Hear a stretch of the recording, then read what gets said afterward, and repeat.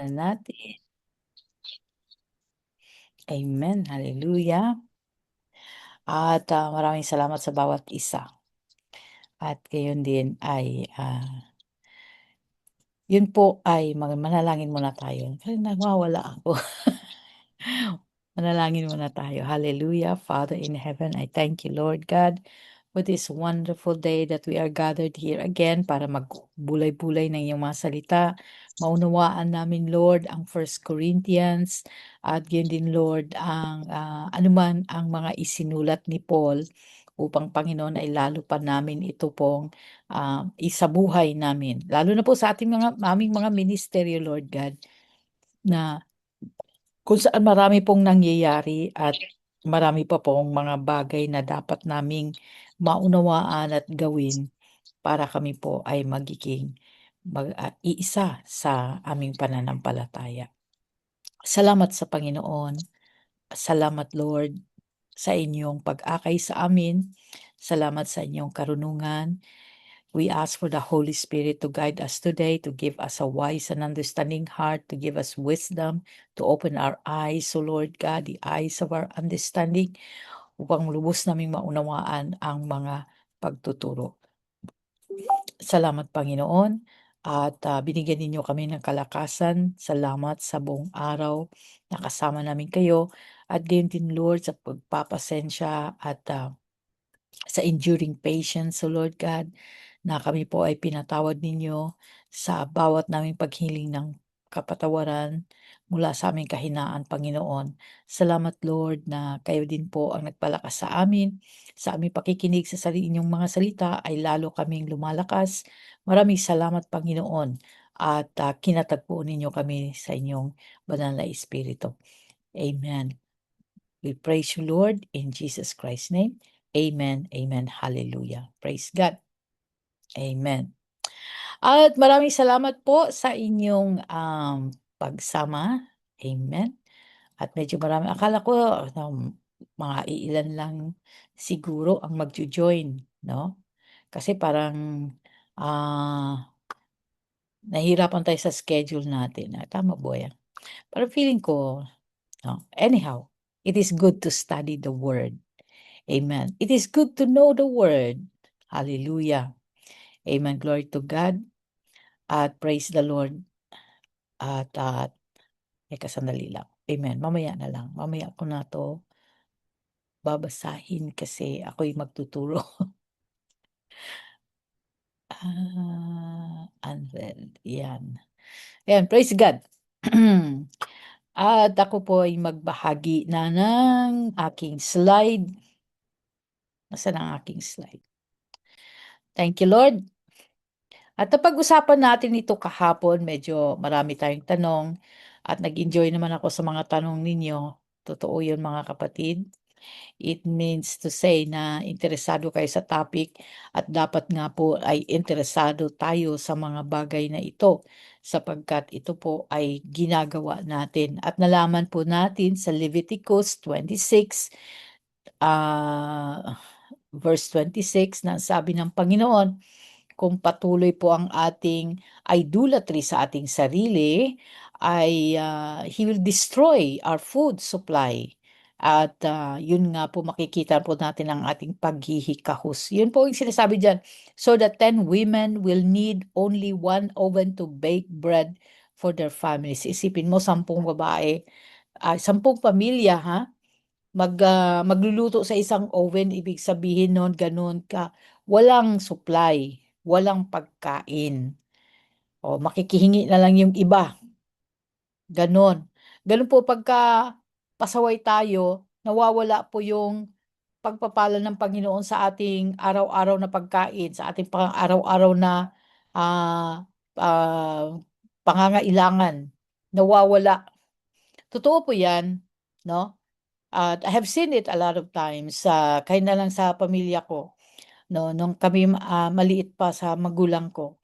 Dahil sila ay idolatry, no, idolatrous worship, dahil sa religion na pinagmulan natin, at hindi po talaga alam ni Lola ang Biblia o ang salita ng Lord, ganun din si Lolo, namulat na lang silang gano'n, sa katuruan kasi galing pa po sa World War II ang aking lolo ay, ano po siya, veteran, guerrilla ng World War II. Pati na rin, ang pamilya ko, both sides, mother and father, ay mga military ng World War II. So, ang alam po nilang Diyos ay yung religion, 'no? Religion po ang alam nila. Hindi po nila alam yung, at that time wala pa kasing born again, eh. Wala pa pong nagtuturo ng, born again teaching, wala pa po nun, puro religion lang. Pero nung lumaki sina mama, hindi ko rin po alam kung meron na po at that time kasi nung high school ako hindi ko nga alam meron palang tinatawag na pastor. Hindi ko po alam 'no, medyo late-late po ang ating pagkakilala talaga.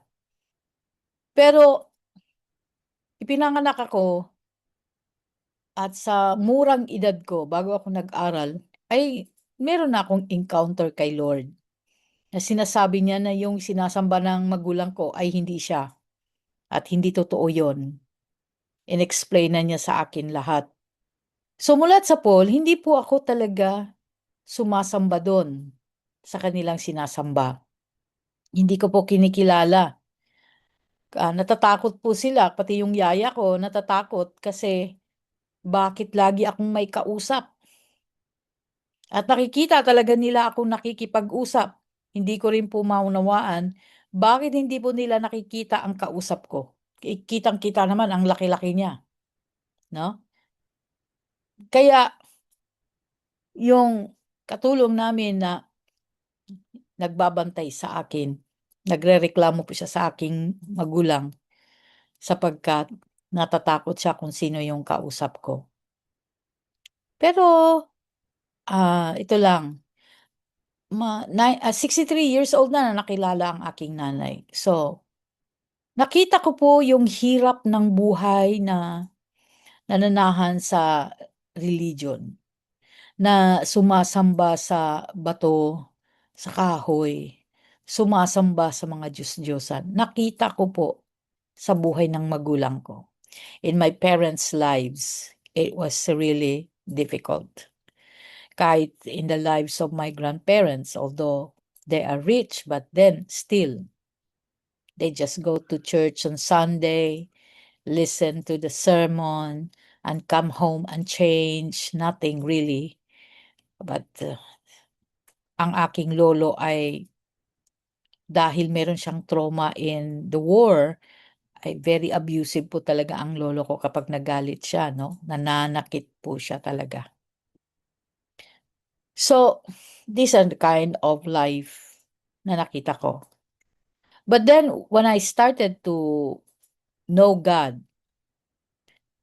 ay siyempre 'pag malaki ka na kasi meron ka ng sariling buhay and you become born again. My life has changed and their lives changed as well nung inintroduce ko na po si Christ sa buhay nila. So at the age of 63, nakakilala ang aking mga magulang at, 3 months after namatay kaagad ang mother ko after knowing Christ. At 4 years after knowing Christ ay namatay din ang aking father. But their lives have changed mula nung sila ay nakatanggap sa Panginoon. Nagkaroon na po ng sapat na pagkain, nagkaroon na po ng magandang opportunities, hindi po katulad noon na salat, wala po talagang makain. Kaya I could see the difference between, their God and the God that I am preaching to you now. I could see so much difference. I would never go back to that life na full of idolatry, no? Kaya mga kapatid, totoo yung sinasabi sa Leviticus. Totoo din ang pagbabanta ng Panginoon kasi nilista na niya yung benefits at nilista din niya yung curses. So, dalawa lang pagpipilian mo. Whether you become obedient or you become disobedient and your life. Whatever you choose, that determines your life. If you choose to disobey, then sunod-sunod po talaga ang parusa at pagdudusa. But if you choose to obey, sunod-sunod din ang pagpapala. Nakalista na kasi. God cannot go beyond what He said. So ito na yon. Blessing ang susunod ka at curse kapag hindi ka susunod. He cannot go beyond it. So, nasa atin yung pagpili. Nasa atin ang pagpili. So, kung ano yung pinipili natin. Kaya ngayon, ma-realize mo, yung buhay mo ngayon, are you in the blessing or are you in the cursed? O walang in between. Kaya sabi niyo, kuminsan blessing, kuminsan cursed.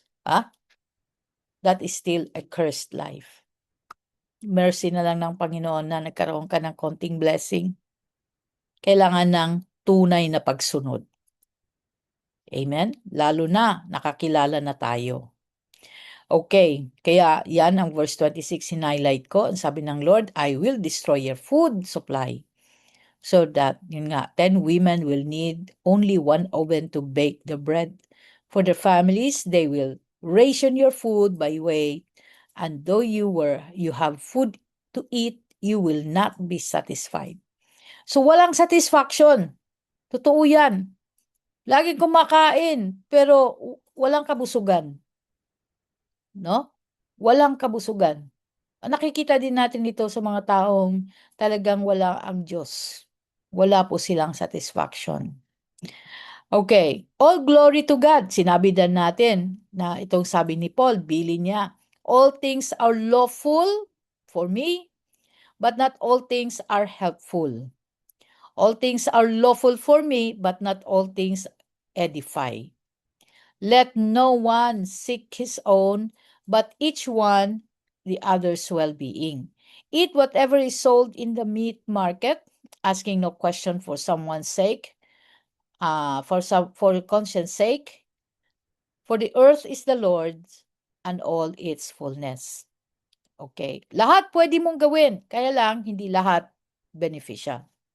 Lahat pwede mong gawin, pero hindi lahat nakakapagbago. No? Nakakapagbago ng puso, nakakapagbago ng buhay. Ano ito sinasabi dito? Kasi pwede naman pala lahat, no? Sabi ni Paul, huwag ka mag-ask ng question kung bibili ka ng karne sa palengke. Kasi lahat naman ay kay Lord at ang fullness thereof. Oo, lahat dito sa mundo kay Lord. Pero hindi ibig sabihin na, pwede na tayong kumain ng dugo. Anyway, si Lord ang gumawa ng dugo sa tao. Hindi yun. Hindi yun ang ibig sabihin. Kaya nga, sinulat muna ni Paul na all things are lawful for me, but not all things are helpful. All things are lawful for me, but not all things edify. Kasi, alam na ni Paul na yun ang kaisipan. Pwede pala eh. Hindi naman yun. Kasi, yung mga bagay na pinagbawal ni Lord, isinulat na niya. Batas na yun. So, skip mo yun. Kahit sa Acts 15, sinabi yon. Hindi tayo pwedeng kumain ng dugo sa Acts 15 at hindi rin tayong pwedeng kumain ng pagkaing hinandog sa idols, sa mga piyesta, sa mga kung anong celebration nila, sa kanilang mga puon, okay? Hindi ka po pwede because these are food offered to idols. Nasa Acts 15 po yan. Hallelujah.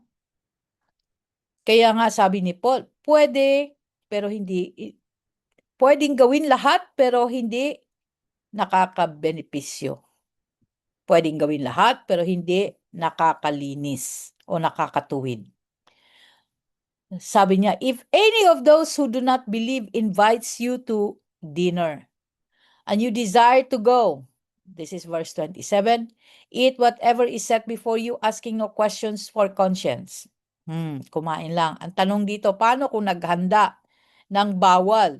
Alam mo ng bawal, sabihin mo sa kanya, excuse me, my faith does not permit me on this. O, di ba? Naalala ko si Bishop, in-invite siya sa business meeting, no? At ang sa tape kasi iba-ibang Iba-iba naman yung mga sa business kasi iba-iba yung mga katayuan niyo sa buhay. Iba-iba yung mga faith ninyo. Pero ang ka-table niya ay isang Islam. Oh, ang ka-table niya ay isang Islam. At siyempre sa hotel naman na dinner yon, so binuksan yung mga merong goblets, water goblets, wine goblets. Pag sinabi mong goblets, baso na magandang baso. So binuksan yung baso at nag-serve ng wine. Oh, 'di ba? Ang sabi nga nung Islam, nung nag-serve ng wine, tinakpan niya ng kamay. Ito yung baso. Kung ito yung baso, tinakpan niya ng kamay para hindi buhusan. Ganun doon sa hotel. Pag tinakpan mo ng kamay, ibig sabihin, wag mo akong bigyan yan. Ganun ang ibig sabihin sa hotel. Kaya mga senyales lang po ito. So, gumanon yung Islam. Oh, di siya uminom ng wine kasi sabi niya, "No, thank you. My faith does not permit me to drink wine." O pwede naman pala. Eh kasi nakakahiya. Hindi. Pwede mong sabihin ganon. "Excuse me, my faith does not allow me." At respetuin yon. Tayo kasi, kahit bawal na, "Ay, sige na lang kasi hinanda eh." Hindi. You can say that. They will respect it. But anyone says to you, kaya nga ito, if anyone says to you, di ba, in-invite ka ng dinner, ano man ang binigay, inilagay dyan, okay? Huwag kang mag-ask ng question. Pero mayroong sabi sa verse 28, but if anyone says to you, this was offered to idols. Ano sabi ni Paul? Do not eat it for the sake of the one who told you and for the conscience sake. For the earth is the Lord's and the fullness thereof. Oo, kay Lord lahat ng nandito sa mundong ito. Pero naman nagsabi sa'yo, uy, inoffer ito sa idols. Huwag kang kumain. Para sa taong nagsabi sa'yo at para sa conscience na rin. Na sinabihan naman tayo, bawal yung kainin, yung inoffer sa idols. Alam din nila yan. O, di ba? Pagka party-party, naalala ko sa Middle East, party-party. Yung wine talaga, alam nila pag Christian ka. Sabi nila, uy, mainom ka ba niyan? Di ba Christian ka? Ganon. Sabi ko, oo nga, hindi ako umiinom niyan. Christian kasi ako. So, wag ka mag-pretend na, oh, okay lang yun. Kasi everybody is drinking. Hindi. Tayuan mo yung pananampalataya mo. Yun ang sinasabi ni Paul. No? Tayuan mo. Eh, nung hindi mo pa alam, okay, hindi mo alam. Pero ngayon na alam mo na, hindi na ganon. Kaya sabihin mo na ganon, my faith does not allow me. Conscience, I say, not your own, but that of other. Oo, yung mga nakatingin sa'yo. Yung nakakilala na ikaw ay born again. Yung nakakaalam na ikaw ay Christian. Hindi dapat. Hindi mo dapat ginawa yan. Kasi ano na lang sasabihin nila? Oh, Kristiyano yon pero minom, kumain nito. Ay, pwede pala yun sa mga Kristiyano kumain ng gano'n. Meron nang nagsabi sa akin yan. Pwede pala ang Christian kumain nito? Hindi ako makasagot. Sinasabi ko lang, baka sa kanila lang. No? Baka sila lang. Ayan. Kaya nga, in the same way, no? Sa mga Islam, sinasabi din natin, oh, pwede pala silang kumain ng baboy. Sabi sa akin ng kaibigan ko, kapag walang nakakita, pwede. Pwede daw kung walang nakakita. Ibig sabihin, nag-betray din sila. Kaya, tulad niyan, balut.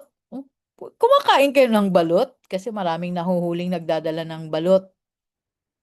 Kasi sobrang dami naman eh. Para ka namang magbebenta ng balut talaga. Sobrang dami. Kaya sabi ko, doon sa officer, bakit kumakain ba kayo ng balut, sir? Kasi sabi niya sa akin, Pilipina eh. Wala kang dalang balot? Napangiti ako, "Sir, kumakain kayo ng balot?" Ako nga hindi ako kumakain ng balot, kayo kumakain. Tumatawa lang ako, 'no, hallelujah. Pero sa ano nila, alam ko hindi sila puwede, pero hindi ko alam bakit sila kumakain. Tinanong ako dun sa immigration kung may dala akong balot, sabi ko, "Wala po sir, pasensya na." 'No, kasi natikman nila yung balot, masarap pala yung balot, hallelujah. For why is my liberty judged by another man's conscience? But if I partake with thanks, why am I evil spoken of for the food over which I give thanks? Ay kung pinasasalamatan ko naman, bakit ako pagsasabihan ng di masama? Bakit ako i-judge? Eh, free naman ako. Yes, you are free. Yun nga lang, paano naman yung nakatingin sa'yo? Eh di tinisod mo sila, 'no? Natisod sila kapagka ganyan. Hindi po puwede. Hallelujah. Therefore, sabi ni Paul, whether you eat or drink or whatever you do, do all to the glory of God. Oh, hindi lang eating and drinking ha. Whatever you do, hindi lang ito eating and drinking. Sabi dito, whatever you do all to the glory of God. Verse 32, give no offense either to the Jew or to the Greeks or to the church of God. Huwag kang mangtisod kahit kanino. Kasi Jew, Greeks, or the church of God, lahat ng tao na yan. Just as I always please, also as I also please all men in all things, not seeking my own profit, but the profit of many, that they may be saved. Hallelujah. Yung sinasabi ni Paul dito, na wag tayong magiging offensive sa kanila. Ginagawa natin, libre naman ako, wala naman ng ano, ka-Lord, lahat dito sa mundong ito, kay Lord ito, pwede kong kainin. Yes, pwede. Kung gustuhin mo, pwede. Malaya kang gawin yan. Malaya kang, ano yung kalayaan mo doon? Malaya kang magdesisyon to do what you want. No? You are free to make a decision. Even God cannot stop you from your decision. You are free to do that. But is that what God says? That's the problem. When you make a decision, do you violate the law of God by your decision or do you obey the law of God by your decisions? Kasi marami na tayong desisyon na ginawa. Tulad ng gusto nating mag-asawa o mag-decide tayo, sabi ng parent mo, wag ining kasi hindi ko nakikitang mahal ka niya, wag yan. Eh sabi ng, ma, mahal ko siya. Kahit hindi siya born again, sasabihin natin, ma, madadala ko siya sa church. Mabo-born again din yan. Yan ba ang sabi ng Lord? Hindi, di ba? Sabi ng Lord, ipag-pray natin, hingin natin. Do not be equally yoked with one another dun sa iba, with the unbeliever, with another.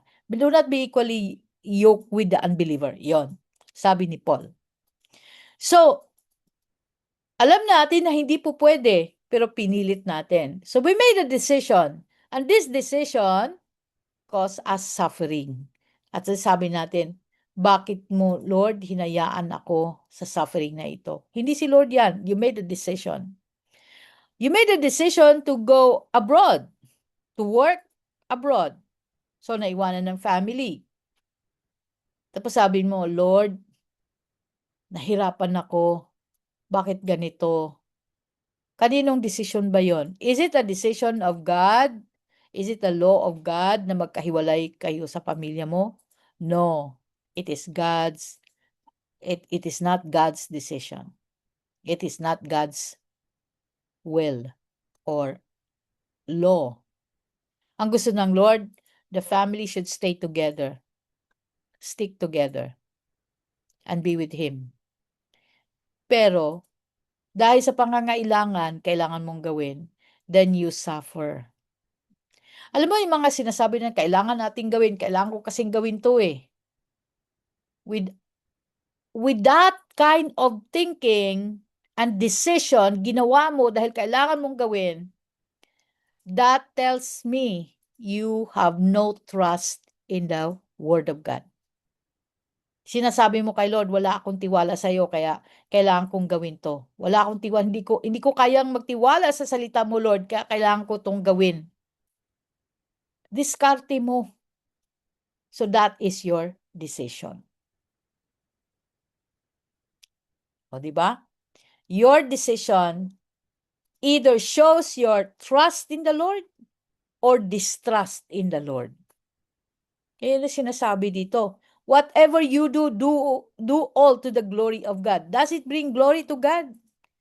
It brings glory if we decide to obey God. Kasi lahat naman ng kailangan natin, sabi na ng Lord, He will provide. That He is the provider. After all, sa lahat ng gusto mong mangyari sa buhay mo, pinagpipray mo. Lagi mong sinasabi, Lord, gusto ko ng ganito. Bigyan mo ako ng pagkakataon. Ganito. No? At kapag may opportunity, ginagrab natin at ini-interpret na kagad natin that this is the will of God. Kasi bumukas yung opportunity. Is it really the will of God? Did you check the commandments? Is it really according to the commandments of God? Para malaman natin kung ano ang will ng Panginoon sa atin, kailangan natin tingnan ang commandments. Kailangan natin alamin ang kanyang mga sinasabi para malaman mo na will nga ng Lord yan. Eh kung wala naman doon sa inutos ng Lord, will mo yan, hindi will ni Lord. So how did you bring glory to the Lord? O, tingnan mo, gusto kong mag-ministry, magpapastor ako. Tinawag ka bang pastor? Did the Lord called you as a pastor? Ay gusto mo, pinilit mo. Magaling naman akong mag-preach, mag-share ng gospel. Meron din nag-chuchu sa'yo. Ay, oo, magaling ka nga. Mas maganda ka pa, magaling ka pa dyan. Ganyan, ganon, ganon, ganon, etc. So, lalo kayo na fire up mo, magpapastor ako, ganito. Ang tanong, tinawag ka bang magpastor? Baka iba naman ang kanawagan mo, kapatid. O, di ba? Yung lahat ng desisyon natin, okay. Sabi mo, magre-resign ako sa trabaho ko. Sinabi mo ba sa Panginoon yan? Is it a will ng Panginoon na ikaw ay mag-resign? Nag-ask ka ba sa Kanya ng wisdom? Baka may tinuturo si Lord dyan sa iyo? Pero mabilis tayo magdesisyon. Hindi kasi toxic na eh. Hindi kasi ganito na eh. Ganito na nangyari. Ay, ginawa ko rin yan, mga kapatid. Ginawa ko rin yan. Sinabi ko rin sa sarili ko, oh, hindi ko na kaya. Kaya alam ko, hindi ito ang will ng Lord. Pero nagkamali ako. Inaamin ko yan. Malaking pagkakamali. Di ba? So marami tayong desisyon. Ano pa? Mga simpleng bagay na iniisip natin. Yun na lang na dumidiskarte tayo sa buhay-buhay natin pang araw-araw. It's not God's decision. Kasi sa batas ng Diyos, mga kapatid, nakalista na ang blessing niya, material at spiritual. Materials, kitang-kita ang material. That I will provide your food, I will provide you water, I will protect you from sickness and disease. Anong ibig sabihin nun? Bigyan kanya ng pagkain, bigyan kanya ng inumin, pati insurance mo sa sakit, insurance mo. Tawag dito, merong life insurance, merong merong assurance, no? Si Lord nagbibigay. Saan doon? Yung protection from sickness and disease. Hindi ba insurance yon? Ha? Life insurance yon. Ay, health insurance, yung life insurance aksidente. Kasama din doon. Psalm 91. He will protect you from the snare of the fowler, from the terror of the night. Life insurance yun. Ha? Oo. Life insurance, parang pension. Pension. Ay, accident insurance. Sorry. Accident insurance. Nandun din ang pension. I will guide you even in your gray hair. I will protect you. Nandun lahat. Life insurance, accident insurance, ano pang insurance, assurance, and everything. Si Lord ang nagbibigay. Pero ang ginawa natin, bibili tayo kasi hindi tayo sure na protektahan tayo ng Lord. Tapos hindi mo rin na-maintain, hindi mo rin natapos. So, nawala din yon. And then, hindi mo rin na itaguyod yung relationship mo sa Panginoon. So, you lost all the insurances. You lost the assurance from God because of your unbelief. Di po ba? Nandun lahat sa blessing. Pati ang iyong mga anak naka-insured kay Lord. I will bless, sabi niya, I will bless your, sa third commandment yan ng Exodus 20 na sabi niya, I will bless those up to third and fourth generation, no? I will show my unfailing love to thousands of generations. Kasama po ang ating mga anak sa blessing. If we only obey. Ganun yung whatever you do, do it to the glory of God. Ang problema sa atin, hindi kasi tayo well-informed, hindi natin to alam. So, nagkakaroon tayo ng sakit. Sabi natin, Lord, bakit may sakit? Check mo sa yung ginagawa. Did you violate the commandment of God? Kasi, pag nag-violate tayo, nakasulat din yun. If you do not obey me, all these curses. Sa Deuteronomy 28 from verse 15 hanggang 68. Nakakasulat na po yan lahat kapag hindi tayo susunod. So, giving glory to God is obeying the commandments of the Lord. Give no offense. Huwag kang mangtisod. When you give offense to others, kapag nakatisod ka ng iba, you are sinning against Christ because ang tinisod mo, no matter what is the issue, ang tinisod mo ay binili ng dugo ng banal ng Panginoong Hesukristo. No? Kaya po talaga, give no offense. Hindi lang sa mga kapatiran, to the Jews, to the Greeks, and to the churches of God. Sa lahat ng tao. Just as I also please all men in all things. Sabi niya, not seeking my own profit, but the profit of many, that they may be saved.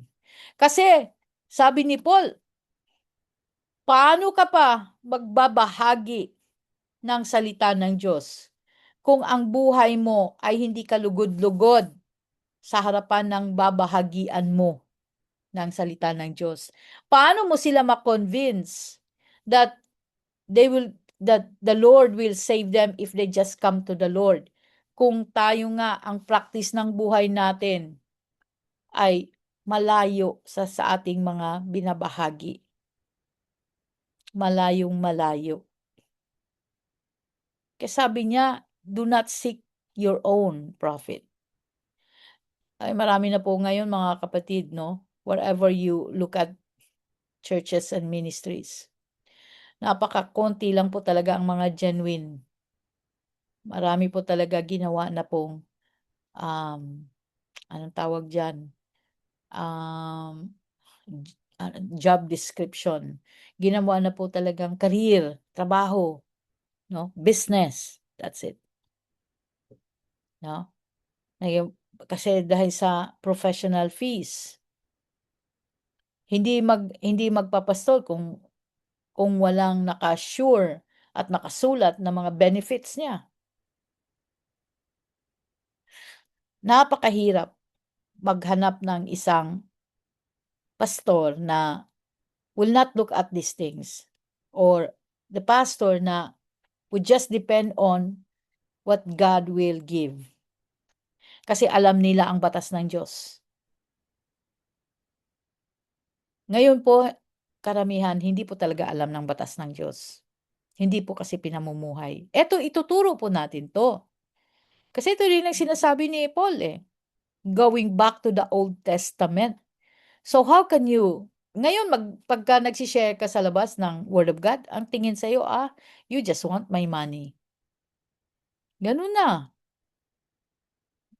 Bakit? Kasi kulang yung tunay na patotoo. Kulang yung tunay na pamumuhay sa utos ng Panginoon na makikita si Kristo sa atin. Nakikita ba si Kristo sa atin, mga kapatid? Ang hirap, 'di ba? Kung magpapastol ka rin lang ngayon o kung mag-lead ka din lang ngayon ng flock, kailangan gagawin mo yung John 21:15-19. Kahit gaano kasakit ang mangyayari, ang mga sasabihin ng mga tao mo, kung minsan kasi makulitan ng mga flock 'no, kung ang mga bagay na mga ang tawag dito, kamalian mo sasabihin nila. Dahil over familiar sila sa'yo, they can say anything. They would not care about your emotion. Some of them are like that. So masasaktan ka. 'Pag nasaktan na, ano iiwanan mo ang flock? Magagalit ka, paalisin mo? Hindi ko alam kung anong gagawin mo. But then, alam ko ang sinabi ng Lord kay John, nilista ni John sa book of John.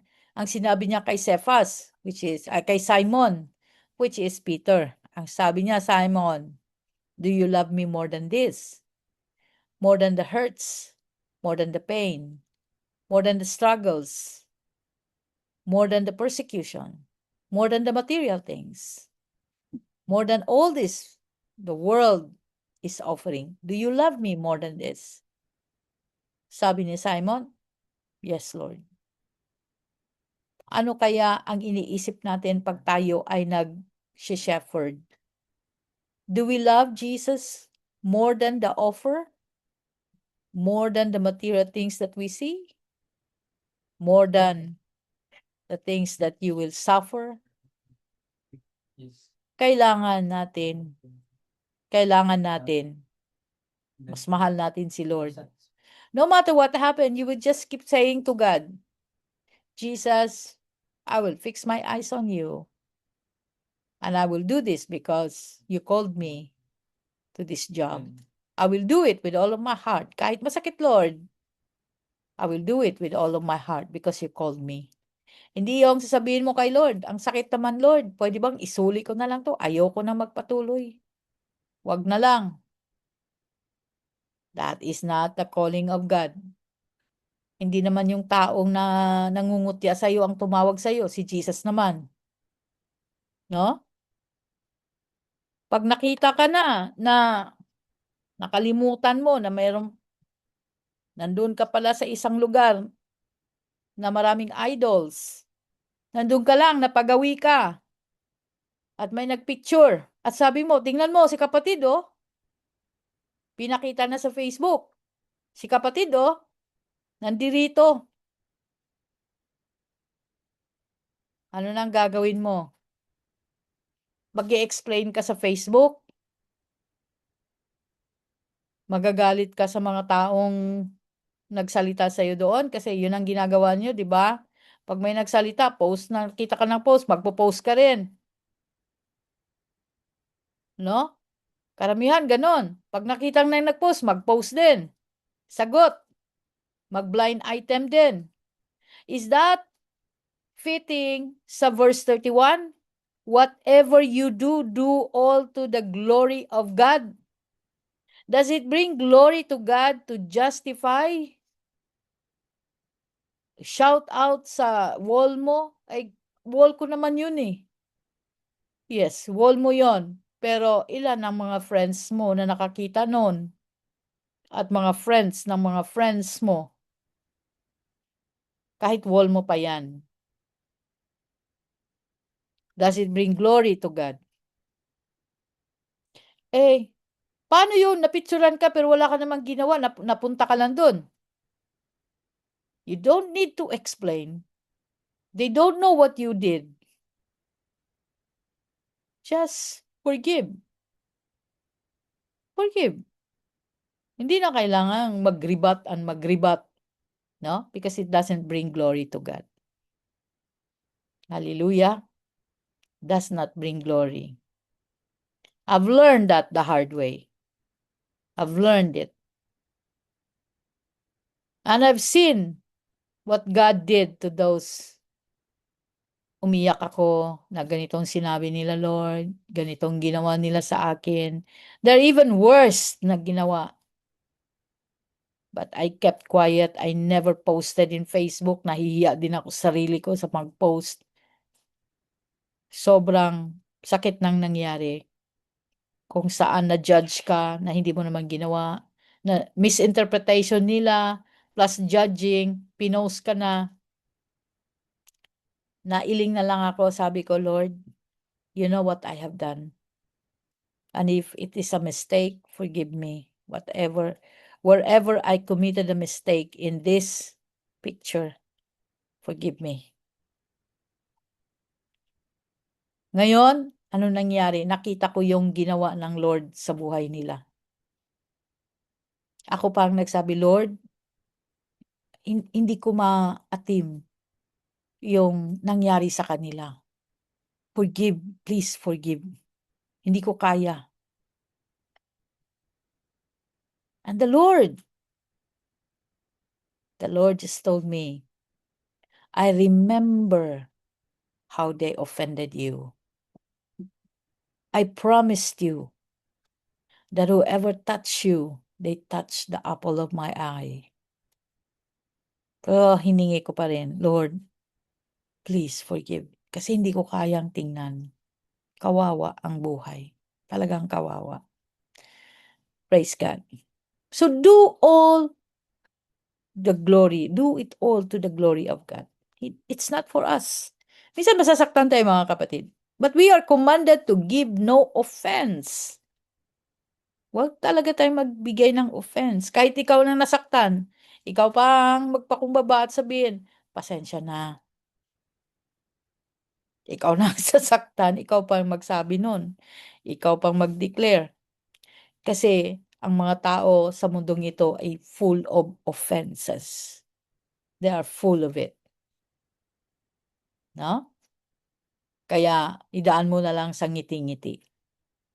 At sabihin mo, ganun talaga, pasensya na po. Bakit ang tahimik? Napalo na naman. Hallelujah. Napalo na naman. Praise God. Yun po. Parang, no? This is the end of chapter 10. At sa buong chapter 10, nasako po tayo kasi pinakita po yung attitude natin, no? Which is the attitude of the Corinthians also. In the church of Corinth, they all full of self. Sila masyadong selfish, masyadong self-centered because they have the economic capacity, mayaman sila because they are influential in their community, no? Meron silang posisyon at may impluwensya. Pero also, hindi sila sumusunod sa batas ng Diyos. Kung ano lang ang gusto nila, yun lang ang masusunod. At nagkakagulo. There was no unity inside the church. Nagkanya-kanya sila. So, tisurin mo ang gusto nilang tisurin. Kasi may mga churches na gano'n mga kapatid. Nowadays, meron yun. Anong pakialam natin sa kanila? Eh, sila yan. Eh, tayo. I came from that kind of church na meron silang grupo na magsa-Starbucks. No, sa Qatar, meron silang grupo na magsa-Starbucks. After the church, after the sermon, they would say to the pastor, ay, banding po kami, mag-fellowship po kami sa Starbucks. Nalaman ni pastor kung anong ginagawa nila. Ang sabi ni pastor, mag-iingat lang po kayo sa pinag-uusapan niyo sa Starbucks. Kasi nalaman na pinag-uusapan ng buhay ng may buhay sa loob ng church. So, pinagchichismisan nila yung iba. Kahit nagiging gulo po 'yon. So, hindi po nagtagal, yung church na 'yon ano, nahati dahil nga may grupo na nag-i-Starbucks at 'yun pala ang pinag-iisipan nila. At, bakit nahati? Sapagkat ipinasok po nila ang isang katuruan na hindi naman katuruan ng church, 'no. Kinontra nila si pastor at sinabi nila na hindi nagtuturo ng tama si pastor kasi nag-side sila sa isang pastor na hindi naman nila pastor. Author lang sa libro ang pastor na 'yon. Author ng libro. At yun ang ginawa nilang pastor nila, ni hindi nga sila kilala nung pastor na yun kasi author lang siya. May pinagpapastoran siya sa ibang bansa, pero author siya ng libro. At ang libro na yon ay prosperity, 'no? So, ano nangyari? Sinunod yung libro, iniwanan si pastor at nangdamay pa ng ibang miyembro. So, nahati ang church. Nung mahati ang church, sabi ng gano'n, bumabalik sila sa church to get more members. Hinayaan lang sila ni pastor. Si pastor, tiningnan lang sila. Hindi ba nagalit si pastor? Hindi niya dinipensahan? Eh, flock din niya yung humiwalay sa kanya. Kaya hinayaan lang niya yung taong yon. Marami siyang nakuha. Kaso hindi talaga nag-react si pastor. Ito lang gusto ko kay pastor. Hindi siya nag-react. Hinayaan lang niya hanggang sa matapos siya at tinanong siya, "Oh, ano, na may church na kayo?" Sabi niya, "Opo, nag-umpisa na po kami." Very arrogant pa magsabi, "Nag-umpisa na po kami, pastor." "Ah, okey. O sige, God bless you." Sabi lang ng pastor nung grabe na pinapanood ko lang 'to parang movie, 'no? Nangyari ito sa Qatar. Pagkatapos pagkatapos ng wala pang isang taon, bumalik ulit at nag-preach. Sabi niya gusto daw niyang mag-preach. Hindi ko lang alam bakit pinapa-preach ni pastor 'yon. Pero anyway, pina-preach ni pastor. Sabi ni pastor, "Bilang ibang church, I will treat you as different church." Ah, different church? Kasi breakaway sila, 'di ba? Hindi sila tinakwil hindi sila tinakwil ni pastor. Tinreat niya na ibang church. Okay, as a guest. So nag-preach. Anong pinreach? Nag-preach ng, ah, anong tawag dun? Hindi, yung nag-preach siya ng doomsday, 'no, doomsday. According to the book of Revelation, revelation sa kanya ng Panginoon sabi niya. At sabi niya, 50% lang po ang masi-save. O di nataranta ang church. Bakit 50% lang? Yun po ang nakalagay sa Biblia. Hindi po lahat masi-save. Ah. Ay paano tayo? Ito yung church na ito 50% lang. Sino dito 50%? Natawa talaga ako, mga kapatid. Dahil hindi ako natawa dun natawag din ako sa message 'no, kasi very abrupt naman yung message. Isipin mo, nanghati ka na ng church, babalik ka, magpe-preach ka, sabihin mo 50%, anong gagawin? Ano ba talagang pinupunto mo, 'di ba? I'm watching this and I've learned na marami sa atin katulad ng sinabi ko, gusto mong magpastor, pero ang tanong ko, tinawag ka bang magpastor? Gusto mong mag-leader, ang tanong ko sa iyo, tinawag ba ni Lord na ikaw ang magiging leader diyan?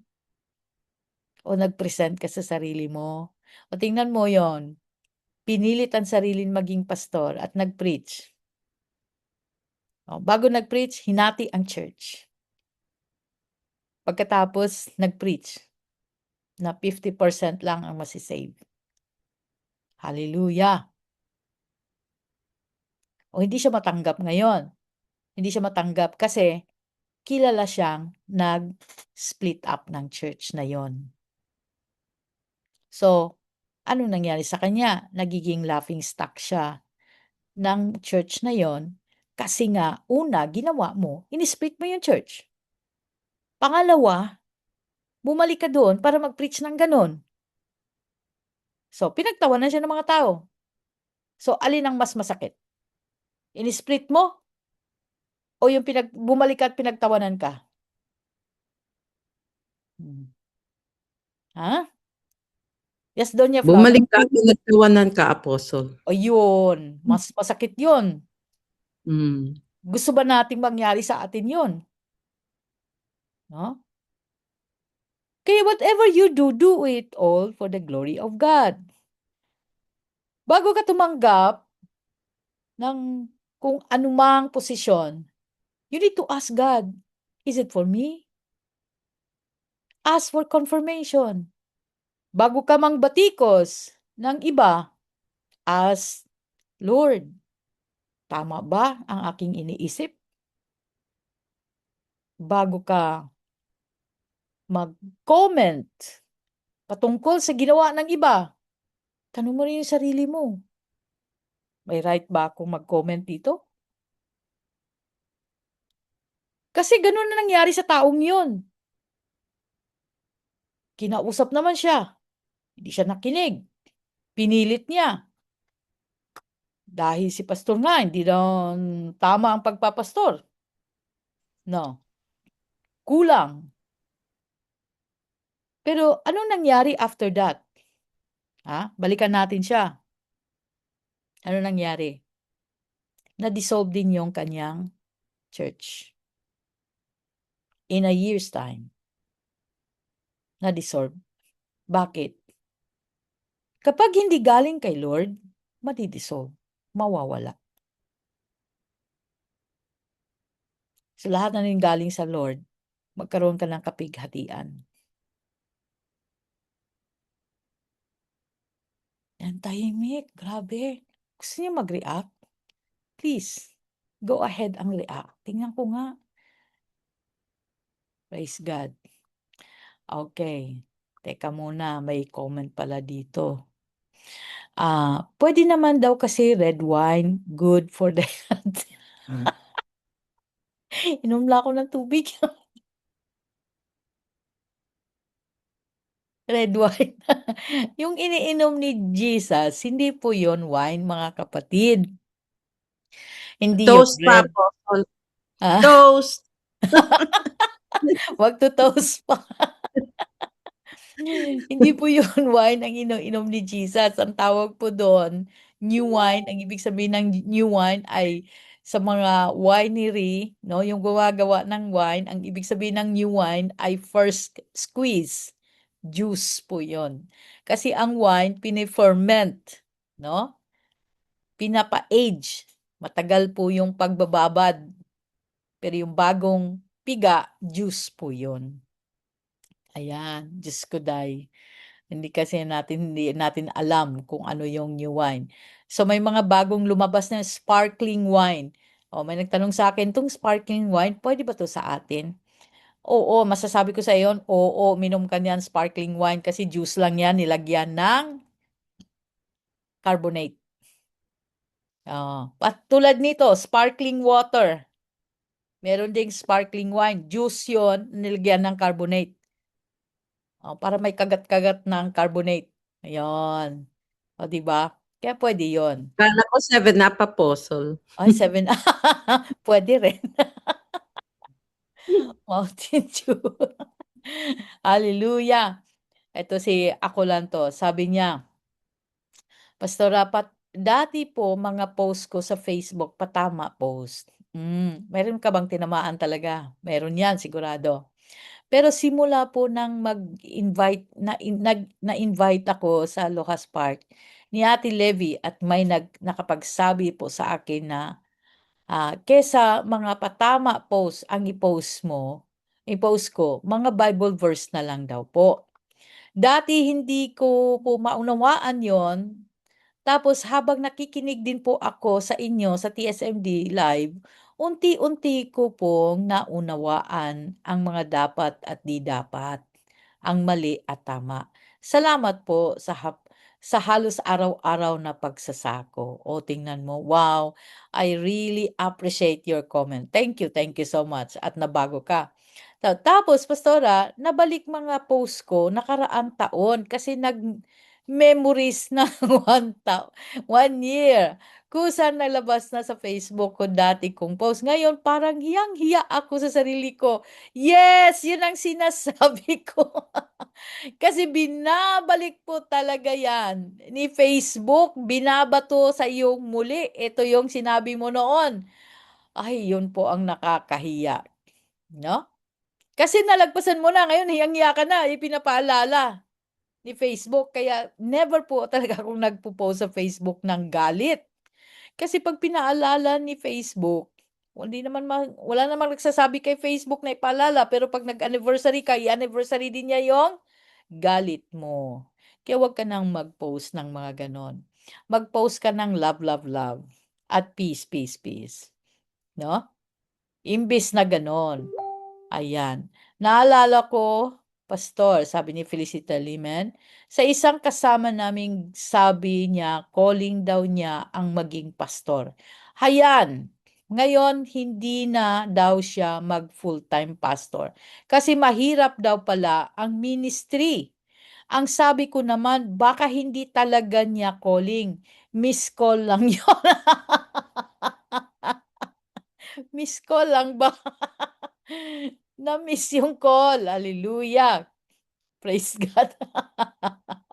Nakakatawa.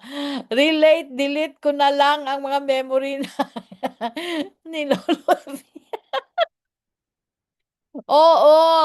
Kailangan tanggal-tanggal 'pag na-born again ka na, ano, i-delete mo na lang lahat 'pag nakita mo, uy, pinapaalala, delete mo ang memory kasi wala na 'yan, 'di ba? Puwede naman, may option naman 'yun, eh. I-delete kasi totoo 'yon. Kaya nga natin 'to itinuturo, binabanggit natin 'to sapagkat mga kapatid, 'no, marami tayong ginawang ganito hanggang ngayon hindi pa tayo nagbago. Hanggang ngayon nagtatago pa rin tayo sa anonymous you. Eh, kung mag-recall si Facebook, kitang-kita mo na, ikaw 'yon. Ay, ganito pala yung nararamdaman ko noon, 'no? Nagda-drama ka pa. Kaya, how did it bring glory to God? Ay, noon kasi hindi ko naman alam, pastora. Tama.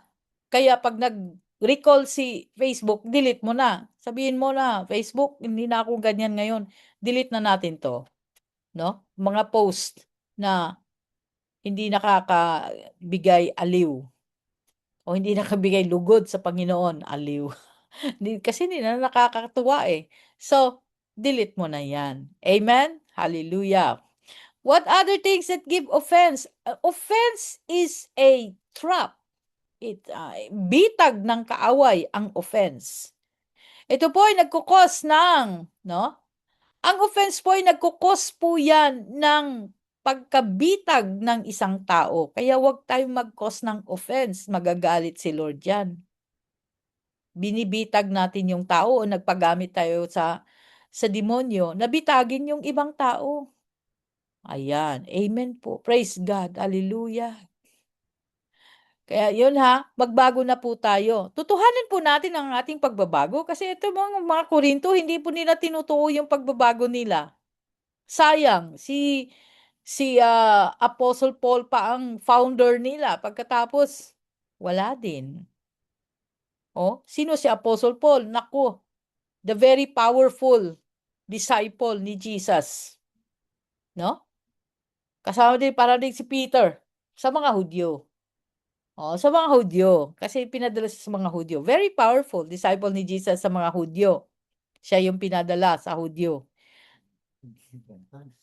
Ay, sa mga Hudyo, sorry. Sa mga Gentile, sorry. I stand corrected. Si Peter yung sa mga Hudyo, sorry po.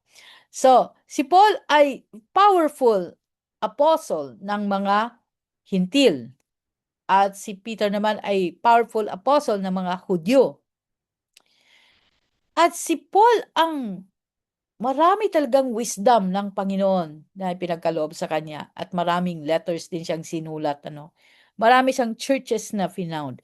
At itong Korinto, mas nahati-hati na sila. Mayroong gusto kay Peter, mayroong gusto kay Apollos, mayroong gusto kay Paul, mayroong gusto kay Christ. Nagkahati-hati po sila talaga.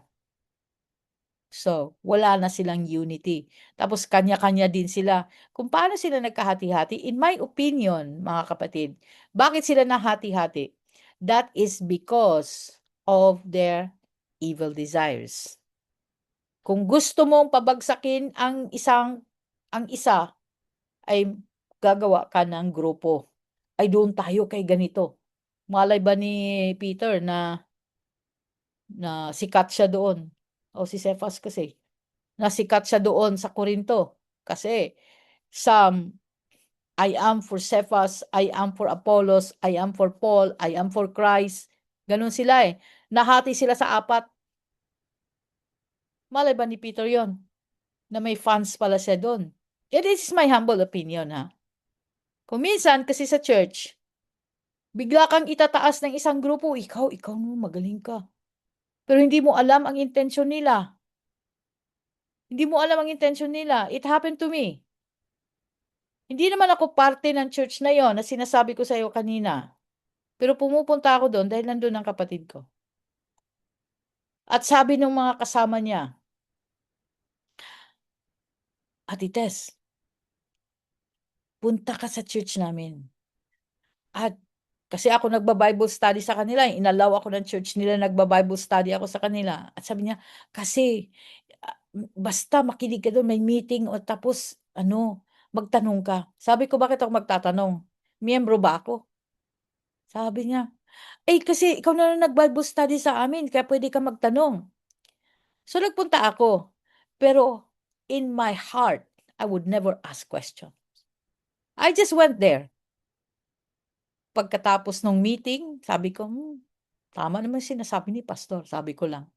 So pagkatapos ng meeting, sabi sa akin, bakit di ka nagtanong, Ate Tess? Bakit dapat nagtanong ka? Sabi ko, bakit ako magtatanong? Bakit, hindi ba dapat nagtatanong tayo? Sabi, hindi ako miyembro ng church niyo. Alam ko ang patakaran. Ang head pastor niyo, respetuhin niyo. Because I never do that. I know what God says. Maraming beses po ako ginamit ng ilang tao para kalabanin ang kanilang church. Sabi ko, no. You should know the heart of the people, what they are truly seeking. Sometimes they are on your side, but they are not for you. They are on their own desires. Yeah, discernment. Discernment is required. You should know. You should have the spirit of discernment to know the people if they're just using you or they are genuine. You should have that spirit of discernment. Kay Holy Spirit yan. If you know the law of God, then hindi ka nalalayo, kapatid, sa katotohanan. Because the Lord will guide you according to His law. Alam mo yun. Kahit hindi mo alam ang rules ng church na yan. But you know the law of God. You will not do anything to violate the law. Because God is greater than anyone. Amen. Hallelujah. Praise God. Ayan. Is there any question? Wala nang question. Sa Facebook lang. Okay. Paano naman yung TikTok? Ay, hindi kasi ako nagti-TikTok kaya wala akong masasabi dyan sa TikTok. Hindi ako nagti-TikTok, mga kapatid. Amen. Chapter 11, worship and the Lord's Supper. Imitate me, just I also imitate Christ. Unang-unang sinabi ni Paul ito. Imitate me. I want you to imitate me. Imitate my faith. imitate my loyalty to the Word of God, to the law of Christ. Imitate, no? Everything that I do, sabi ni Paul. Kaya yun ang ibig sabihin ng imitate me. The way I live, the way I revere God, the way I worship God, the way I study the Word of God, devouring the Word of God, live by His commandments.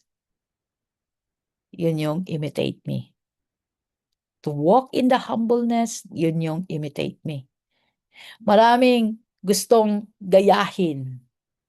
Oh, imitate me ha. Kasi you see the power of God in me, so imitate me. Pero karamihan ay depektibo pagdating sa attitude, no? Hindi mo ma-imitate yung attitude. Pero si Paul, na binigay ang buong buhay, binigay ang pati na ang kanyang kalagayan, whatever things na meron siya, binigay na niya sa Panginoon. Truly living a life of surrender. Alam niya ang ibig sabihin ng imitate me. No? Alam niya ang ibig sabihin nun. Kaya nga sabi niya, just as I also imitate Christ. Before we ask people to imitate us, dapat tayo nag-imitate din sa buhay ni Christ. Imitate muna tayo. And let people see it.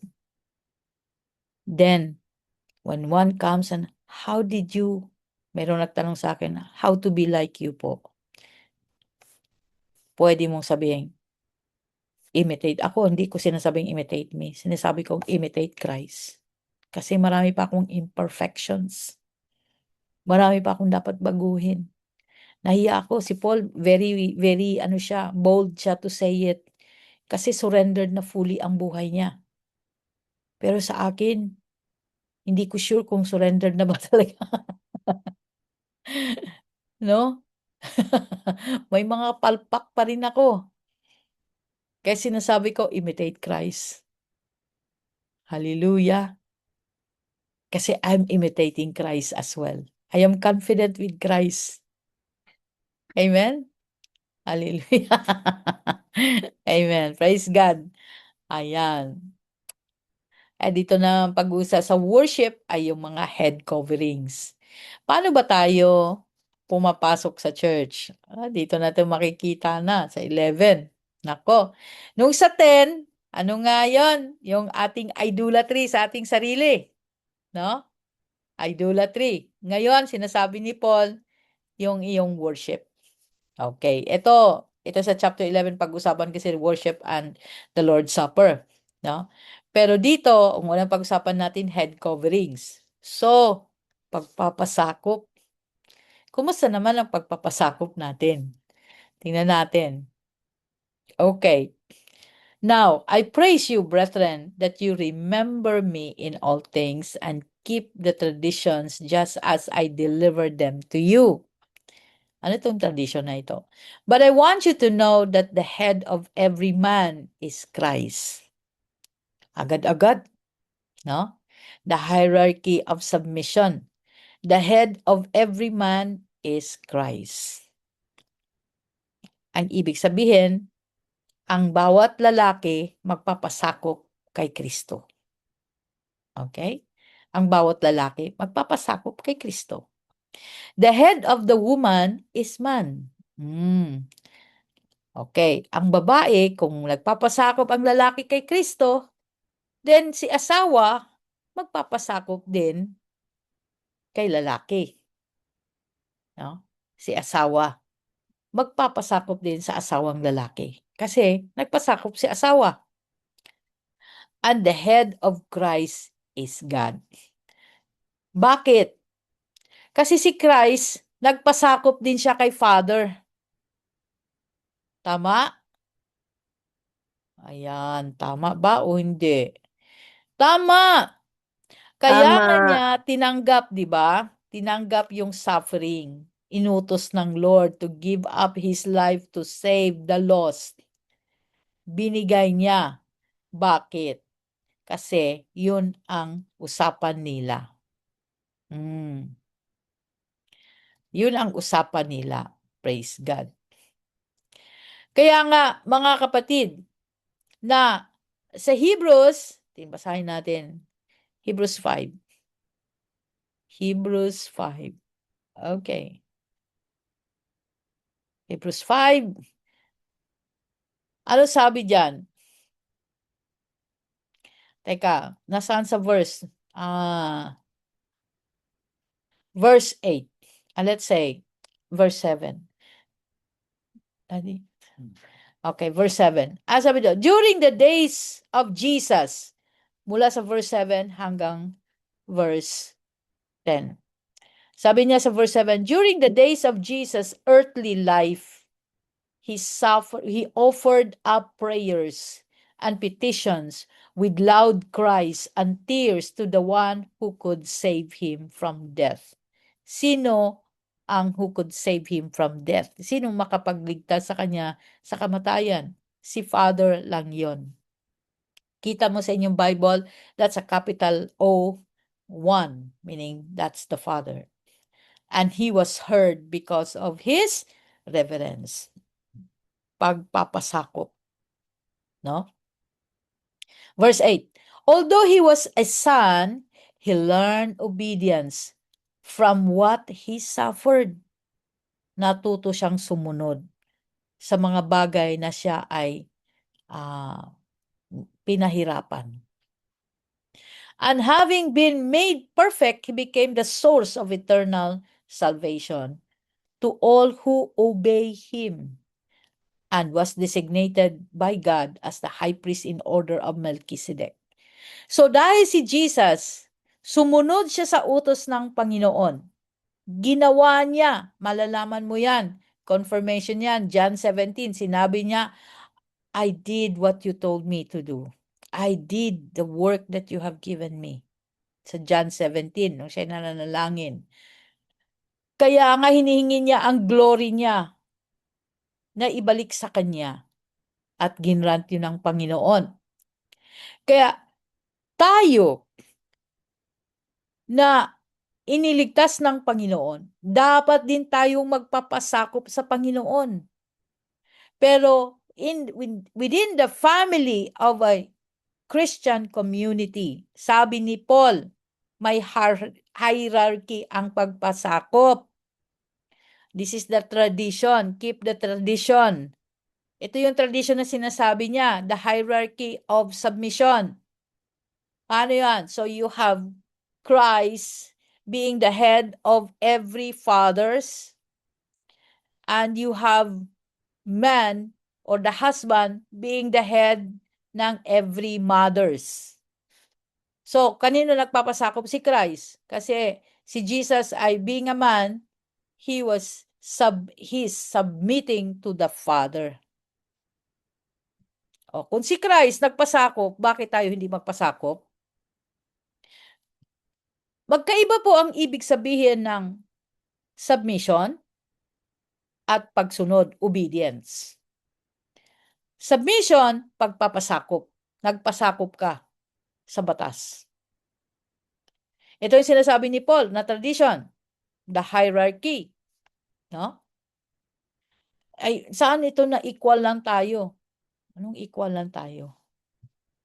Sa loob ng bahay, hindi kayo pwede, sa pagdating sa submission, hindi kayo equal. May hierarchy. This is the tradition na sinasabi niya. Diba? So, submission, ang ibig sabihin ng submission, magpapasakop ka sa batas ng Diyos. Dahil nagpasakop si Christ sa Father, ang every man, the head of the family, the man, magpapasakop din kay Kristo. And the woman, the light of the family, magpapasakop din sa man. That's the hierarchy. Pasakop ka sa batas. Dahil batas yan ng Panginoon.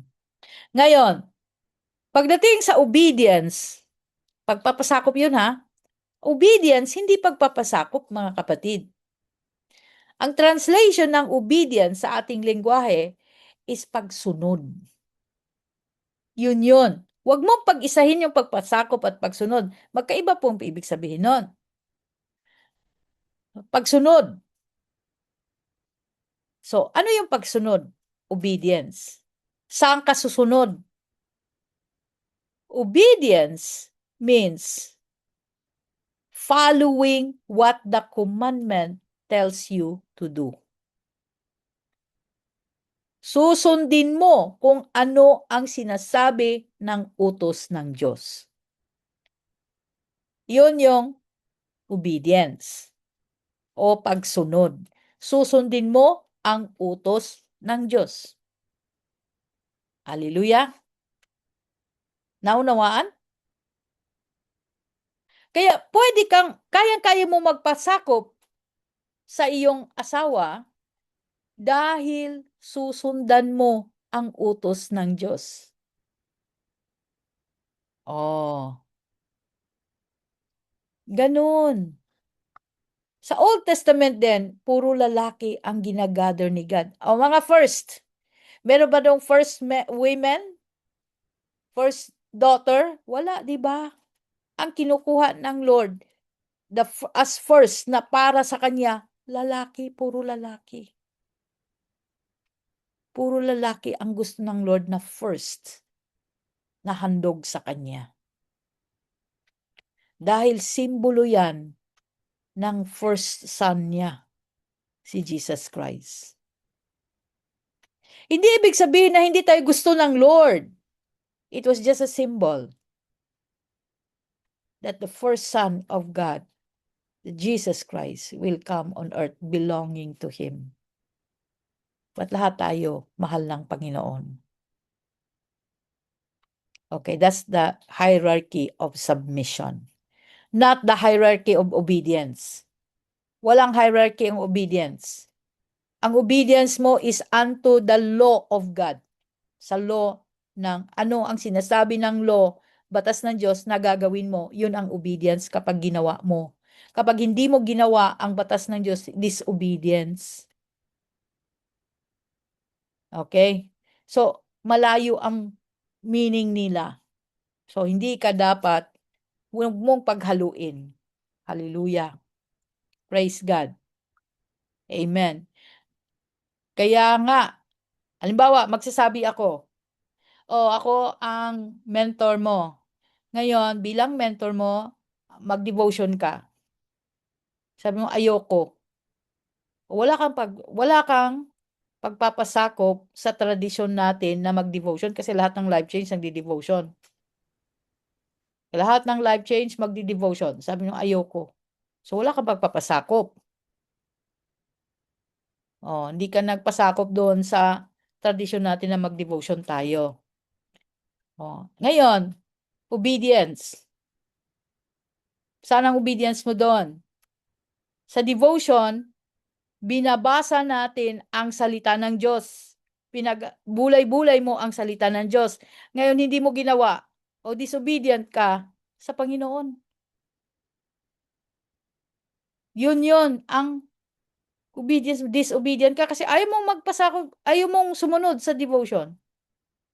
So, ang ibig sabihin nun, disobedient ka kasi ang devotion naman ay pagbabasa sa salita ng Diyos. So, kung hindi mo gagawin yon, then disobedient ka sa salita ng Diyos. Ayaw mo magbulay-bulay. Kung si Joshua, ang utos ng Panginoon, meditate my word, the book of instruction, day and night. Devotion yun. So, nasaan ang pagpapasakop mo? Nasaan ang obedience mo dun? Wala. Kasi ayaw mo magpasakop sa binabang devotion. Naunawaan? Example lang yon. Pero totoo yon. Hallelujah. Doon pa lang tayo. Dami na nating sinabi. Okay. So, naunawaan nyo na po yung covering. Now, verse 4, every man praying or prophesying having his head covered. Okay, this honors his head. Kapag tinakpan, hindi kasi nagtatakip yung mga tao. Okay, pag tinakpan mo, ang ibig sabihin ng tinakpan mo ay hindi ka nagpasakop doon sa nakakataas sa'yo. Yang ibig sabihin yan. No? So, covered, hindi mo dapat i-cover. Dapat mag-ask ka sa Lord. Yun ang ibig sabihin nun. Hindi yung ikaw lang. Ikaw lang ito. Kaya, dapat ang lalaki, kapag nag-prophesy siya, nagpipray siya, mag-ask muna siya kay Lord. Let his head be uncovered. Let the Lord, the inspiration of God come upon you. The wisdom of God come upon you. Pero pag tinakpan mo yan, ibig sabihin, you don't want. You don't want God's influence. You don't want the inspiration of God. You don't want the wisdom of the Lord. Ikaw lang yung nagsasabi, ikaw lang yun. Yun ang ibig sabihin ng covered. But every woman who prays or prophesy with her head covered, ito naman, no? Ito baliktad, no? Uncovered naman, hindi tinakpan yung ulo ng babae, yung kanyang buhok, dishonor her head. No, baliktad naman to. For that is one and the same if her head were shaved. Ang hair kasi in the Old Testament is a symbol of sa babae is a symbol of anong tawag dito? Attraction. No? Yung hair is a symbol of attraction. So you need to cover it. No? Nagve-veil sila to cover their hair. Para pag nagpe-prophesy ang isang babae o nagpe-pray, no? Tinatakpan niya yung simbolo ng attraction. Ibig sabihin humbling, that's an humbling act, nagpapasakop. Na hindi po pwedeng expose yung hair. Remember tradition ito nila. Sabi nga niya, now I praise you, brethren, that you remember me in all things and keep the tradition. This is tradition. Anong ibig sabihin ng tradition? Ito yung gawi na how they worship. No? How they present to the Lord themselves. Kaya gusto nila ng babae magko-cover, ang lalaki naman ay hindi. Pero ang covering niya ay si God. Hindi siya magsasalita ng sarili lang niya, kung hindi, ask for the inspiration from God. Kasi paano yan ngayon, hindi na tayo nagko-cover ng hair? Ay, again, this is tradition nila. Ito yung kanilang gawi ng pagsamba. Okay? Alam ko na merong mga religion o mga fellowship na literal nila tong ginawa. Pero si Paul, ang sabi niya, this is tradition. Okay, this is a Middle Eastern tradition.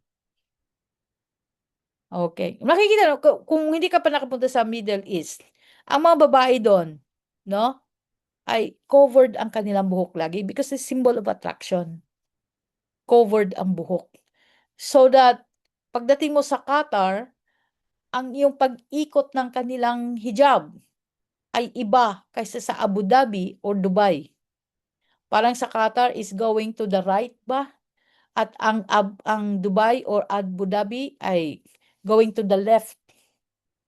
Magkaiba sila, no? Anong tawag dito? Yung head covering ng lalaki naman, pagdating mo sa Oman ay may palukot-lukot ng ganun bago tinali at colorful. Pero pagdating mo sa Dubai, marami ding color pero mas gusto nila yung puti lang, no? Mas gusto nila yung puti lang, ganoon din sa Qatar, gusto nilang puti lang. Sa Saudi, gusto naman ng Saudi yung red and white na checkered. So iba-iba po ang covering nila. But it only shows na this is the tradition ng Middle East. Let their hair be covered. Oo. Para daw yun kasi kung hindi mo i-cover ang buhok, para nang kasing dishonor yan na sinishave mo. For if a woman is not covered, let her also be shorn. Kailangan i-shave na rin. Kailangan i-cover ang hair. But if it is shameful for a woman to be shorn or shaved, let her be covered. Totoo yan, no? Kasi ang hair nga talaga is a symbol of attraction. So, kino-cover yan. Amen. Hallelujah. Praise God. Verse 7, for a man indeed ought not to be cover his head. Hindi daw dapat. But again, this is tradition ha.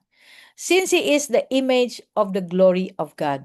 But the woman is the glory of man. Ayon. No, lumabas ang ano. Attraction nga ang sinasabi dito. Si lalaki is the image and glory of God. Kasi bakit image and glory of God? Because God is presented with the stronger gender, male. Stronger gender. Ang representation kay God, male. Pero si babae is the glory of man. Oh, yan ang ano bang tawag doon? Pag sinabi mong glory of man, yun yung tinataas mo. Oh, meet my wife, my beautiful wife. Ganon. Ito yung pinagmamalaki mo. Ito yung trophy mo. Glory of man. Ang babae. Kaya kailangan covered si babae. Yan ang sinasabi ko, na ang hair is an attraction. For man is not from woman, but the woman from man. Ano ibig sabihin nito in verse 8? For man is not from woman, and woman not from man. Anong ibig sabihin? Anong pagkaunawa nyo? Genesis Yung kay chapter Adam, 2. Apostle. Ha? Yung kay Hinugot sa Adam. Yung hinugot, feeling ni Adam. yes, hinugot sa tadyang. Hindi po ba hinugot siya sa tadyang? Because it was not good for a man to be all in one. Naalala niyo yon? It's not good for a man to be all in one, or it's not good for a man to be alone. Meaning all in one. That is in verse 21 in Genesis chapter 2. And chapter 3, and from the rib, chapter 2, verse 21 and verse 22, and from the rib that the Lord had taken from the man, he made a woman and brought her to him. Genesis chapter 2, 21 and 22. Yan ang sinasabi dyan sa verse 8. Hindi galing sa babae ang lalaki, kung hindi galing sa lalaki ang babae. Pero minsan lang nangyari yan, at lahat ng henerasyon ay galing na sa babae. Di ba? Ayan. Totoo nga, no? Kinukote pa yan ng mga chauvinist. Mga chauvinist na pro lalaki, no? Sabi nila, ang lalaki hindi galing sa babae. Okay. Genesis chapter 2 ito. Pag may nagsabi sa iyo ng ganyan, sabihin mo, okay, Genesis chapter 2 yan. Okay, hallelujah. Para alam nila. Kaya tinawag siyang woman. Yes, totoo yan. Verse 23 yan. Hallelujah. At bakit woman? Because a man with a womb. A man with a womb. Okay. Verse 9. Nor was a man created for a woman, nor was a man created for a woman, but a woman for the man. Ano ito? Hindi daw kinreate ang man para sa babae. Pero ang babae kinreate para sa lalaki. 'Di ba 'pag pinakinggan mo ng ganito, chauvinist naman, 'di ba? Napaka-anti-woman naman ito. Pero ito actually nangyayari sa Genesis chapter 2 nga. Ito ang sinasabi dito sa verse 20. Atras ka ng konti. Verse 20b. Sabi dito, ano? Sabi dito, the man gave names to the livestock. I'm reading verse 20, chapter 2 ng Genesis. The man gave names to all livestock, to the birds of the air, and to every beast of the field. But, ito na, for Adam, no suitable helper was found. So, verse 21, the Lord God caused the man to fall into a deep sleep. And while he slept, he took one of the man's rib and closed it up the area with flesh. Oh, hallelujah. So, binunot ng Lord ang part ng kanyang rib. No, nagkaroon ng operation si God dito. Okay? At yun ang ginawa niyang babae dahil to answer verse 9, kailangan ni Adam ng suitable helper. Si Adam ang nangangailangan ng suitable helper or helpmeet. Kaya ang lalaki, no, hindi siya kinreate para sa babae. Ang babae kinreate para sa lalaki. Anong ibig sabihin nito? Kaya lang dumating si woman dahil kailangan ng help ni man ang woman's help. Ay, ganda. Mas maganda ang interpretation natin kaysa kaya ka naging babae, hinugot ka sa tadyang ng lalaki kasi kailangan ni Adam ang help mo. O, di ba mas maganda? Hallelujah. Can you shout hallelujah? Amen. Amen. Praise God. Huwag mong awayin ang asawa mo. Ikaw ang kailangan. Kaya pala, si husband, dear, pahingin na tubig. Dear, pakikuha nga nung remote. Dear, kakain na ba tayo? Nagluto ka na. Dear, kailangan nga niya ng help. At ikaw lang ang makahelp sa kanya. No suitable helper. Hindi pwede ang pusa ang mag-help. Hindi pwede ang aso. Hindi pwede ang kahit anong animals around. Si woman lang ang makahelp. Praise God. Hallelujah. Hallelujah. Parang nahalata ko yung mga nag-hallelujah dito. Yung mga praise God. Ayan. Amen, amen. Nakuha ba yun? Nakuha niyo yung revelation? Naunawaan niyo? Amen. Amen. Amen. Thank you, Amen. Lord. Amen. Verse 10. For this reason, the woman ought to have a symbol of authority on her head because of the angels. Ano daw? Hindi ko nakuha to. For this reason, the woman ought to have a symbol of authority on her head. Oh, sa lalaki, ang symbol ng authority. Because of the angels. Bakit because of the angels? Nevertheless, neither is man independent of a woman, nor woman independent of a man in the Lord. Hindi sila independent from each other sa bawat isa. For as woman came from a man, even so also a man comes through the woman. All things are from God. Sa unang kinreate ng Lord, ang babae galing sa lalaki. Pero after that, lahat na galing kay Eva. Galing sa babae. Yun ang sinasabi sa verse 12. Okay. Kaya babalikan ko kayo sa verse 10 kasi hindi ako sure because of the angels. Hindi ko sure diyan ano yung sinasabi ni Paul diyan, but I will come back to you on that next time. Amen. Hallelujah. So, babalikan natin yung usapin na ito next time. Thank you, Lord. And next time would be on Thursday. Amen. Do you have any question? May tanong. Kaya pala kapag kalaki ang tumulong sa kapwa, kalaki hindi po satisfied. Anong kalaki? Ano ibig sabihin ng kalaki? Kapag kaya pala kapag kalaki ang tumulong sa kapwa, kalaki hindi satisfied. 'Pag lalaki to lalaki, siyempre hindi. Lalaki, 'yon, lalaki pala. Hindi talaga, kailangan babae, lalaki kasi 'yun ang ginawa ng Lord na tulong, 'di ba?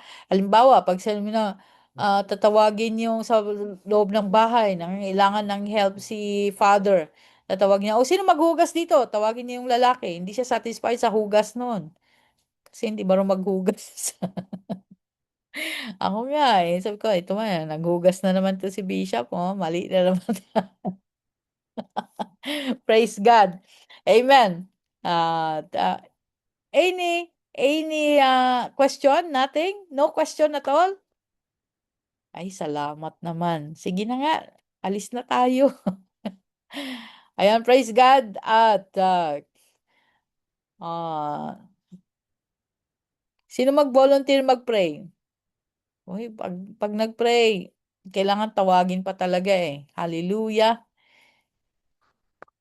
Ayan, sige na volunteer, Lisel, i-volunteer kita, Lisel. Mag-pray ka muna. Lisel. Kailan po mag-off cam nay pastora, Oo, camp lang. nasa CR po. Sa O CR sige. po kasi. Sige po. Okay, off cam. Tayo po'y manalangin. Hallelujah, hallelujah. Lord God, we honor you, we praise you, we glorify your name. Lord, maraming salamat, Lord, sa gabing ito, Panginoon, sa aming pag-aaral, Lord God, sa Book of Corinthians, Lord God, chapter 10, Lord God, 11. Salamat, Lord God, sa patuloy, Panginoon, na ipinapakita niyo po sa amin, Panginoon, sa pag-aaral na ito, Panginoon, kung saan po kami nagkakamali, Panginoon, kung paano po kami lumakad, Lord God, sa iyong mga salita. Salamat, Lord God, sa salita mo, Panginoon, na patuloy, Lord God, nagko-convict po sa amin, Lord God, sa pang-araw-araw, Lord God. Salamat, Lord God, na patuloy, Panginoon, na iukit mo, Panginoon, sa aming mga puso, Panginoon, ang iyong salita upang ito'y aming malakaran, Lord God. Lord, sapagkat sinabi mo nga po sa iyong salita, Panginoon, na hindi lamang kami dapat tagapakinig, kundi dapat ito'y ipabuhay namin, Panginoon. Tulad nga po, Lord God, ng sinabi ni Paul, Lord God, na we imitate you, Panginoon, na dapat makita po sa amin, Lord, ang iyong mga salita, Lord God, na makita po sa aming mga buhay, yung Christ likeness, Panginoon. Salamat, Lord God, sa patuloy, Lord God, na pagpapaalala, Lord God, ng iyong salita, Lord God, upang kami, Lord, ay lumakad ng matuwid, upang kami po, Lord God, ay magkaroon, Lord God, ng pagkatakot sa iyong mga salita, Panginoon. Lord, hallelujah. Lord, tulungan mo kami, Lord God, sa aming mga obedience, Lord God, sa aming submission, Lord God, hallelujah. Lord, na hindi po hindrance yung aming mga trabaho upang hindi ka unahin, Panginoon. Salamat, Lord. Hallelujah. Salamat, Lord, sa buhay ni Pastora Tess, maging sa buhay ni Bishop Vince, Lord God, at sa kanila pong anak, Lord God, na si Judah, Lord God. Lord, hallelujah. I-bless mo, Panginoon, ang kanilang buhay, Lord God. Lord, give them strength, Lord God, peace, Lord, joy in their hearts, Lord God. Batid mo, Panginoon, ang kanilang pagpapagal, Lord God, sa ministry na pinagkaloob niyo po, Panginoon, na patuloy, Panginoon, hallelujah, Lord God, na maranasan po nila, Lord God, yung banal mong presensya, Lord God, more of your wisdom, more of your knowledge, Lord God, upang ma-share po nila sa amin, Panginoon, ang iyong mga salita, Lord God. Salamat, Lord God, at maging sa aking mga kapatid, Panginoon, na naglaan po ng oras, Lord God, Hallelujah, Lord God, na sa pag-aaral ng iyong salita, Panginoon. Hallelujah. Amen. Salamat, Lord God. Batid mo, Panginoon, ang puso ng bawat isa, Panginoon. Hallelujah, Lord God, na Lord, ilagay niyo po sa aming mga puso, Lord God, the desire, Lord God, to know you more, Panginoon, na magkaroon po kami, Lord God. Hallelujah. Ng hunger to know you more, Panginoon, to grow with the grace of the knowledge of the Lord. Amen. Hallelujah. Upang ito'y, Panginoon, ay ma-apply namin sa aming mga buhay, Lord God. Hallelujah. Amen. Hindi lamang na ilagay namin sa aming puso, Lord, ay hindi lang namin ilagay sa aming knowledge, Lord God, kundi ito'y, Lord God, ay mabago ang aming mga buhay, Lord God. Amen. Hallelujah. Na yung pagbabago, Panginoon, ay tunay, hindi po fake, Lord God. Hallelujah. Tulungan mo kami, Panginoon. Hallelujah.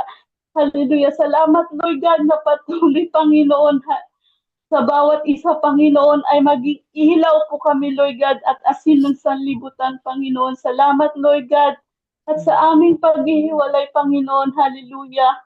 Lord, possess our mind, our body, our soul, Panginoon. Hallelujah. Na sa aming paggising, pagtulog, Lord God, at sa paggising, Panginoon, ay lagi ka naming pasalamatan, Lord God, na Amen. gawin po namin, Lord God, hallelujah, yung mga utos mo, Lord God, na unahin ka, Lord God, sa lahat ng bagay, Panginoon. Hallelujah. Dahil sa aming sa pagsunod at sa admission sa iyong salita, Panginoon, ay Amen. nandun po yung pagpapala sa aming pang-araw-araw, Lord God. Salamat, Lord God. This I pray in the mighty name of Jesus Christ of Nazareth. Amen. Amen. Amen. Hallelujah. Maraming salamat, Tisel, sa iyong panalangin. At God bless everyone. Salamat po. God bless and see you on Thursday. Maraming salamat po.